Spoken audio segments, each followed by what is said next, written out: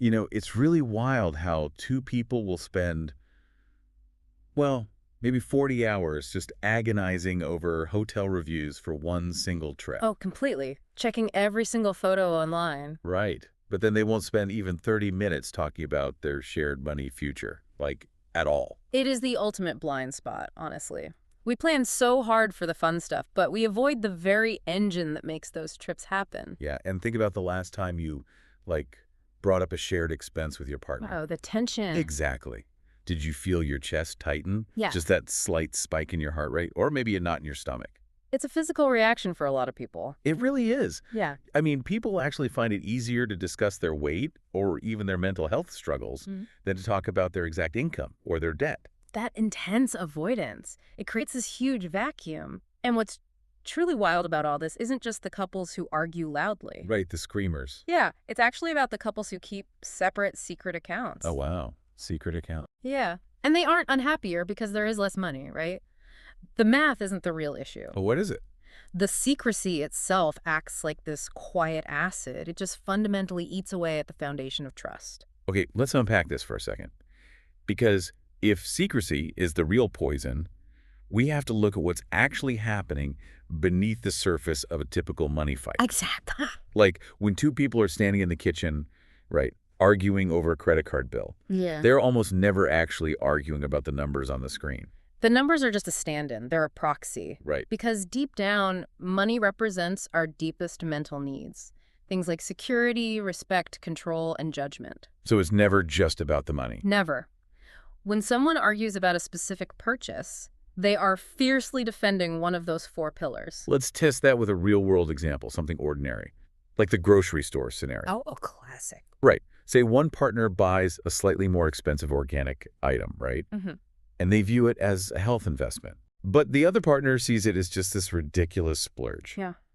I have to wonder, though, isn't a $5 difference just $5? You think so, right? Yeah.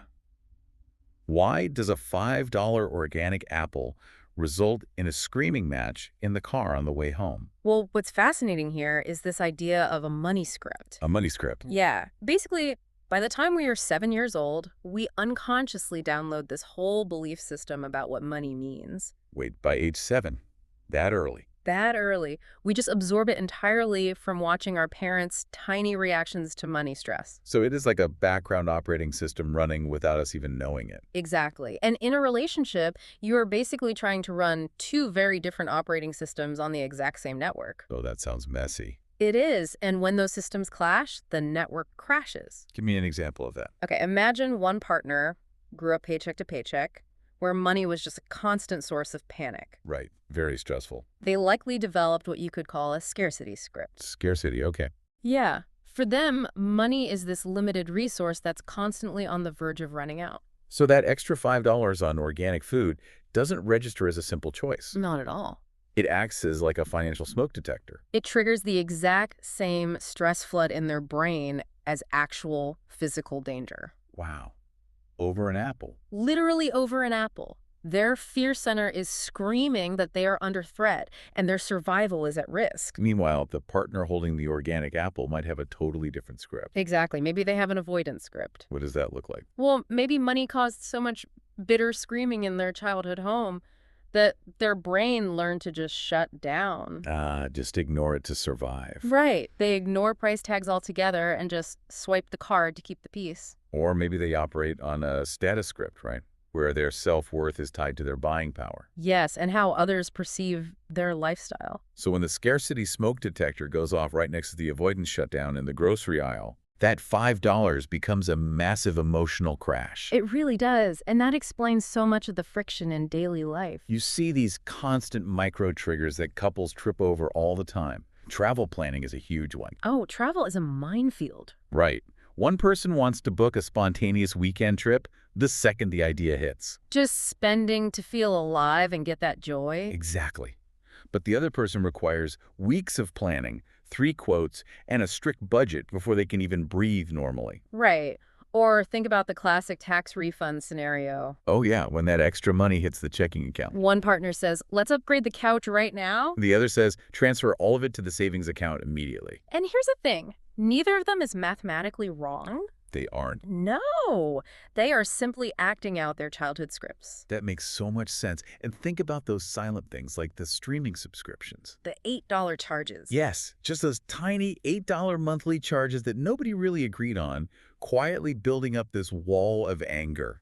It's resentment by 1,000 cuts. If our nervous systems are clashing like this over Netflix and groceries, that has to take a massive toll over time. It really does. If you look at couples who never learn to translate these scripts for each other, the reality is pretty stark. What happens to them? Well, the warning signs are intense. The frequency of money fights early in a marriage is one of the strongest predictors of a split. Wait, really? Stronger than other things? It outranks arguments about in-laws, chores, and in many cases, even cheating. A stronger warning sign than cheating. That is wild. It is, isn't it? Why, though? I mean, an affair is this massive instant betrayal. How does arguing about a household budget even rival that kind of damage? Think about it this way. Cheating is often a singular massive break. Right, like an explosion. But money friction is a daily, relentless wearing down of basic safety. Ah, it just never stops. Right. When you cannot agree on the resources required to survive, you deep down do not feel safe sleeping next to your partner. You are sleeping next to a threat. Exactly. And if we connect this to the broader picture, a huge share of adults cannot cover a $400 unexpected expense. Without borrowing or selling something, right? Yes. So the baseline level of stress in the living room is already sky high before anyone even speaks a word. The water is boiling before the couple even attempts to discuss their shared goals. It's an invisible third party in the relationship, just making every minor fight worse. I want to talk about a specific story that illustrates that exact feeling of unsafety perfectly. The story about Sarah and Michael. Yes, Sarah and Michael. So they had been married for 6 years, right? And Sarah had been quietly building a separate savings account. Right, keeping it hidden. Yeah, but she wasn't doing anything bad with it, just moving small amounts of money over time. Just a little cushion. Exactly. Because she grew up watching her parents lose almost everything in a bad economy. A textbook scarcity script. Total scarcity script. She needed a secret safety net just to calm her nerves. But then, Michael found the account by accident on a family iPad. And his reaction wasn't anger about the math, was it? No, not at all. He wasn't mad about the amount she saved. He was devastated. Because of what it meant. Yes. He felt he wasn't viewed as a safe partner to build a future with. That hurts. Deeply. Mm-hmm. He felt fundamentally untrusted by the person he loved most. And that right there is a masterclass in why finding the hidden script is just required for survival. How so? Well, they didn't fall into a shallow fight about who had the right to save money. They actually sat down and talked about the feelings beneath the numbers. Right, they dug deeper. Sarah explained her childhood terror of running out of food, and Michael shared his fear of being seen as untrustworthy. So they didn't just force her to close the account. No. That would have been a disaster. The fix was moving to a hybrid banking system. A hybrid system? How does that work? They created a shared account for joint goals, but kept their own separate fun money accounts. So Sarah kept her safety net. She did, but now it was an agreed-upon part of her peace of mind, not a secret. That shift from secrecy to privacy is what saved them, right? 100%. Privacy in a relationship, like having a personal account your partner knows about that builds healthy freedom. It's a boundary. Yes. But secrecy, actively hiding accounts or debt, that destroys the safety needed for real closeness. Right. Privacy is a boundary. Secrecy is a wall. That is a perfect way to put it. But, if having some freedom and privacy is actually healthy, Yeah. it means we have to unlearn some of the terrible advice society feeds us about money and love. Oh, there's so much bad advice out there. Right. If these scripts are so deeply wired into us, then the normal cultural advice must actually be super harmful for someone with an avoidance or scarcity script. It really is. Let's dismantle some of these myths. Like myth number 1, if you truly love each other, the money will just work itself out. Yeah, the real-life outcomes show the exact opposite. Really? Avoidance is the greatest warning sign for silent anger. Money friction does not just vanish when you ignore it. It rots. It just sits there and gets worse. Ex- Okay, myth number 2. Fully combining your money into one giant pot is the ultimate proof of true love. People believe that, but it's just not true. A hybrid approach, shared money for joint bills, individual money for personal choices that consistently brings the highest happiness. What is the mental shift there? Why does the hybrid model work better than the all-in model? It calms the nervous system. Total mixing often forces one partner to ask permission for every minor purchase. Oh, like a child asking for allowance. Right. It feels incredibly demeaning. Having a slice of unquestioned freedom allows an adult to feel like an adult. Well, the shared account keeps the team feeling for rent and groceries. Exactly. It's the best of both worlds. Which leads perfectly into a question I think a lot of people secretly wonder about, Okay, let's hear it. but they feel too guilty to ask out loud. Oh, those are the best questions. Myth number 3. If one person makes a lot more money than the other, don't they naturally get more say in the money choices? Oh, man. Using income to dictate power is a guaranteed recipe for creating deep, long-term anger in the partner making less. Because suddenly they feel like an employee reporting to a boss, not an equal partner. Exactly. You instantly destroy the team dynamic. So what's the fair way to do it? The most lasting model for fairness isn't a strict 50-50 split if the incomes are vastly different. That makes sense. 50-50 isn't always fair. Right. If one person makes $100,000 and the other makes $40,000, splitting a $3,000 rent down the middle will bankrupt the lower earner. Well, the higher earner lives in luxury. Exactly. The last model is a fair share split based on income percentage. So they each put in the same percentage of what they make. Yes. Both partners feel their effort is equal, and both keep an equal voice in big decisions. That complete rethink of fairness changes the whole landscape of a couple. It really does. But there's another thing here that feels totally backwards to me. What's that? You would naturally assume the goal is to get to a point where you just never fight about money. Yeah, you'd think so. But the couples who fight the least about money are not always the ones who naturally agree on everything. Wait, really? The couples with the lowest conflict are actually the ones who disagree the most on money styles. Yes, as long as they talk about those clashes openly.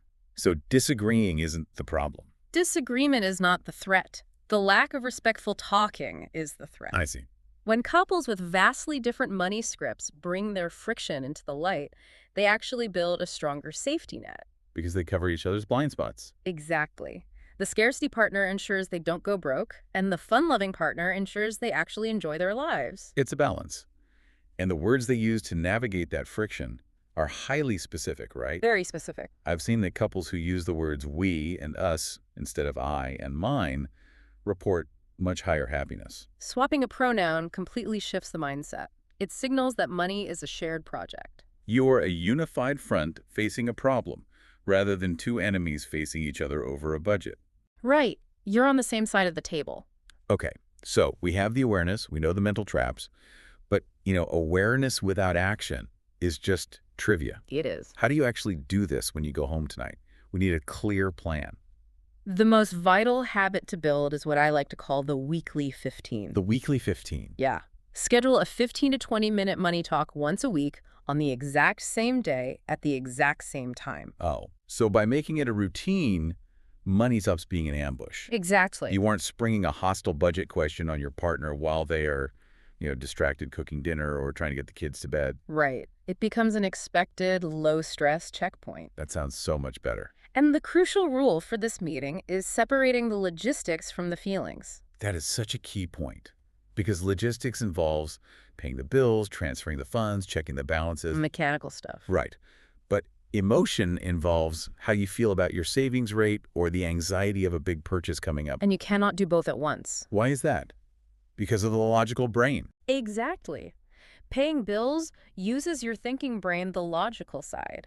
But arguing about money anxiety triggers your fear center. That's the emotional side. You literally cannot process both well at the exact same time. So what's the trick? Check the logistics quickly, get it done, and then intentionally shift into a calmer space to talk about the feelings. That is brilliant. Another tactic I love is explicitly naming your script. Yes. Naming it takes away its power. Like if you just say, I am feeling panicked about this purchase because of how I watched my parents struggle with debt. It instantly drops the other person's defenses. Right. They realize your stress isn't an attack on their spending habits. It's just an echo of your own past. It brings you back to that you and me versus the problem dynamic. Setting boundaries creates a lot of freedom, too. Like the story of Lisa and her partner. Oh, the sports gear fight. Yes. They fought constantly over how much to spend on their kids' after-school sports. The cleats, the camps, everything. It was a weekly battle. But they solved a years-long conflict in just 2 months by setting a shared spending limit. A threshold, yeah. They agreed on a specific amount Let's say $100. Simple and clear. Anything under that amount, you just buy it. No questions asked. But anything over that, Anything over requires a quick chat before the card is swiped. it completely removes those blindside arguments where one person comes home with a massive purchase the other wasn't expecting. It's such a simple fix. Mm. But while those steps build trust, there are also major red flags you have to avoid. Things you should definitely not do. Right. Like timing is everything. Never discuss money when you are highly stressed or right before bed. Nothing good comes from a midnight budget debate. Never. And never use past money mistakes as ammo in a current fight. That is so important. Creating a no judgment zone for past errors is the only way to keep that emotional safety. Because if someone admits a mistake, right? Yeah. And they get severely punished for it 5 years later during a totally different fight. They will just hide the next mistake. Yeah, exactly. They'll go right back to secrecy. Yeah. There's also a warning against vague language, saying things like, we need to save more, without attaching a specific number or timeline. It's entirely useless. It just hangs this vague cloud of guilt over the house without offering any real path forward. To see how all these small changes add up, look at David and Jennifer. Remind me about them. Jennifer grew up in a house where money was totally taboo.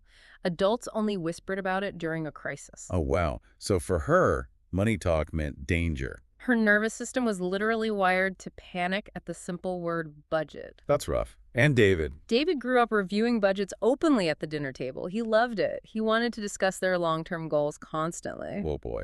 A total mismatch. Right. When Jennifer shut down, David assumed she just didn't care about their future. But it was just her avoidance script firing off. Exactly. Once they finally shared their hidden scripts, they stopped trying to force a 3-hour money summit. So what did they do? They started with just 5 minutes a week. Just taking tiny steps. Because anyone can survive 5 minutes of looking at a bank app. Exactly. Over 2 years, they built that comfort up to full monthly talks. Wow. Jennifer had to unlearn her threat response, and David had to learn real patience. That's a journey. And recognizing where you are starting from really dictates your whole path. It does. Your current life stage plays a massive role here, too. Like, if you are in your 20s or early 30s, you are in the foundation stage. The habits you build there will echo for decades. Right. But if you are in your late 30s to mid-40s, you hit the pressure stage. Oh, the pressure stage is heavy. You are likely juggling kids, peak career demands, and a mortgage all at once. The Weekly 15 isn't just a tip there. It is a lifeline to ensure you don't drift apart when life is just total chaos. And if you are in your late 40s or 50s, you enter the correction stage. Income might be peaking, but so are expenses. Yes, and retirement is coming fast. But the vital point here is it is never too late to shift the path. Never too late. Acknowledging the friction is the first step to fixing it. So what does this all mean for us? What's the main takeaway? I think it requires a total shift in how we measure success. We have to stop measuring financial success solely by our net worth and start measuring it by our financial peace.